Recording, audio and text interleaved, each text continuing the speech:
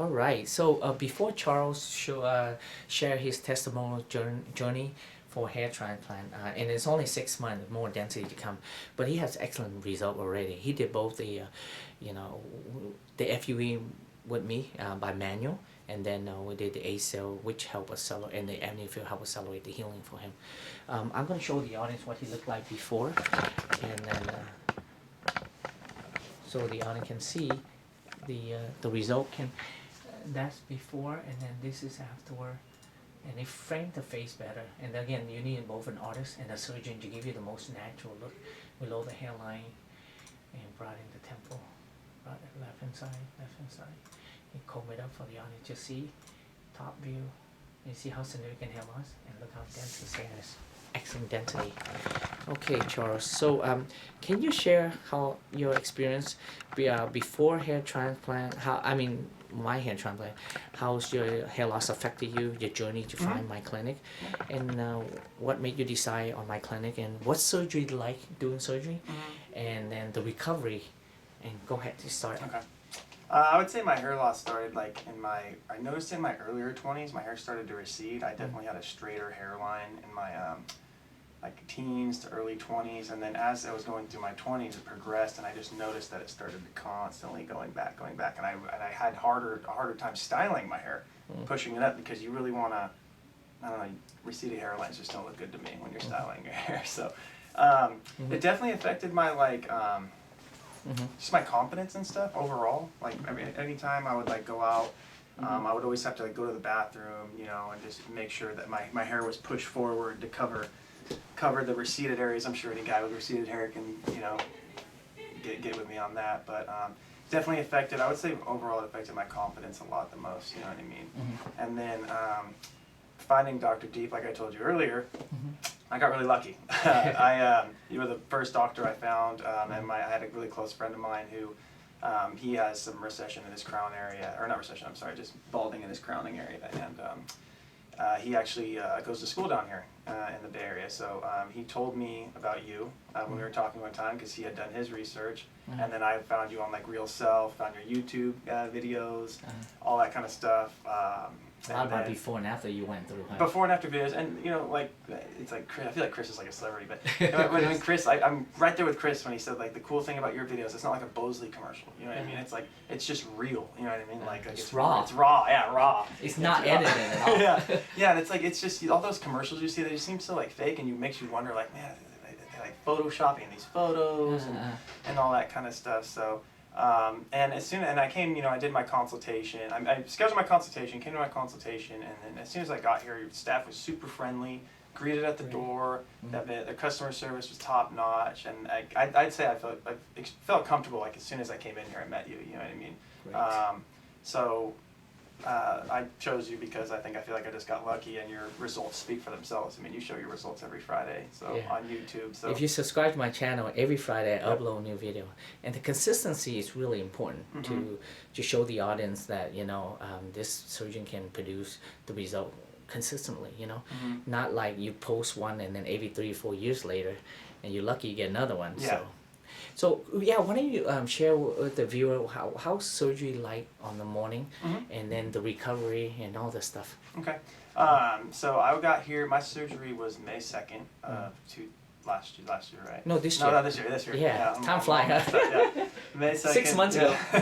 May 2nd this year, and I actually drove in the night before because you're excited, and why not, right? So I drove in the night before. And my surgery was early in the morning. I think I got here at like 5:30. Is that right? Right. 5:30. You fill out your paperwork and stuff like that, and then we come in here and drew up the hairline and design the hairline. Yeah, design the hairline, and comfortable the entire time. I honestly, I think the biggest thing people talk about is the anesthesia, the injection anesthesia. Anesthetic, yeah. I honestly, I was asleep. I think I fell asleep. Yeah, you don't remember. Yeah, I don't remember. Yeah, I don't remember. So like, the whole process was just really, really comfortable. I mean, even after the post-op, it wasn't even that. It's not that bad. Yeah, and I didn't have any pain medication. I just had stuff to help me sleep. Yeah. So nothing Advil couldn't do, to be honest with you. I was comfortable. The first night, it's the first night. You're a little raw. You know what I mean? my little spotty sleep, but I feel like the medication helps with that a lot and stuff like that. But as far as the healing goes, it was the first couple weeks. It was kind of hard just to hide it, but the blue hats helped. Like, because I'd want to go out in public. I remember I went and saw the Avengers with my girlfriend, and I really wanted to see that movie, and I had to wear the hat. The Endgame? Avengers Endgame, yeah, because okay. that was when that was coming out, and I wore the hat to the movie theater, and I was kind of like, it was a local movie theater too, so I was hesitant. I was like, oh, I don't know if I want people to see me. You know what I mean? But other than that, like I think it's more just like the healing process itself. It just happens over time, but it's more about the first couple weeks is more about concealing it. You know what I mean? Especially if you go out in public. I took off 10 days from work, I believe, and by the time I went back, all my the scabbing on the recipient area was the donor area. Yeah, the donor area. Sorry, not the recipient area, was gone, and not one person at my work noticed. Good. And I left your bangs long, right? Yes. So then you put it down and hide it, and no one knows. Yeah, I was lucky in that part, because in the beginning I was wondering, I was like, why didn't we shave my head? Then I thought about it, and I was like, when I used it to cover the front, that was so helpful that we were able to do that. Yeah. As far as concealing the front and stuff like that. Mm-hmm. But the healing, and then the recipient area, the healing, like I was telling you earlier, it goes, there's definitely stages. I feel like I was telling you, some people are really nervous, like in the beginning, questioning, like, when it sheds and all that. I was nervous, like I told you, month 4 to 5, where it's coming in patchy and stuff like that. And that's when I was like constantly, like I told you, I was coming home every night, like, oh, is there going to be more hair coming in here? Is there more hair coming in here? Right. So that's when I was the most nervous for me. And like I told you, I was constantly, I was comparing myself to Chris's month-by-month video. So his month-by-month pretty helpful for you then? Oh, yeah, absolutely. No, it totally helped me. Like, it made me comfortable, like, seeing his results, because I would literally compare and be like, okay, am I around there? Am I not around there? So, yeah, just your YouTube videos are extremely helpful, 100%. So I'm happy to help. Yeah. Because I'll tell you, most people, when we put the hair in, it looks there and it grows, and then in a month later, most of the hair shed, and you look bald again, and you don't see the hair, but the root's still alive, and then 4 months later, new hair will come out, or 6 months. So most people freak out at that stage where they don't see any more hair. Yeah.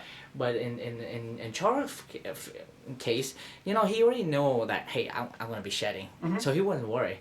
But he was worried when it started coming in, and he was hoping that it grow dense. But when it start coming in, it comes in waves. So it started out a little bit, and then it be less dense, and then become more dense and more dense. And so lo and behold, 6 months, and his is excellent density. And the great news is, in 12 months and 18 months, you're gonna have more density. Yeah. But and what you mentioned to me now is like, with a lower hairline, it really frames your face better. Oh, right? yeah. It's like, you can see it in the pictures. It's night and day. Like it's nice.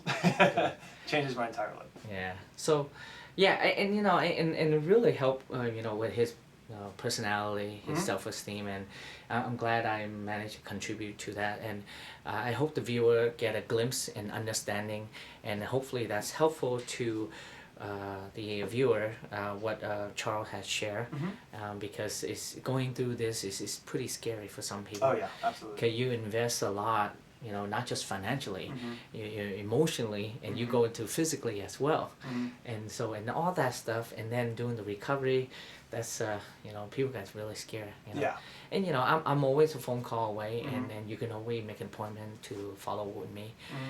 But, I do stand by my work. And if you follow my work, I have over 1,600 video of the before and after. And to show the audience that, it can be done, and it can be done artistically and aesthetically look natural.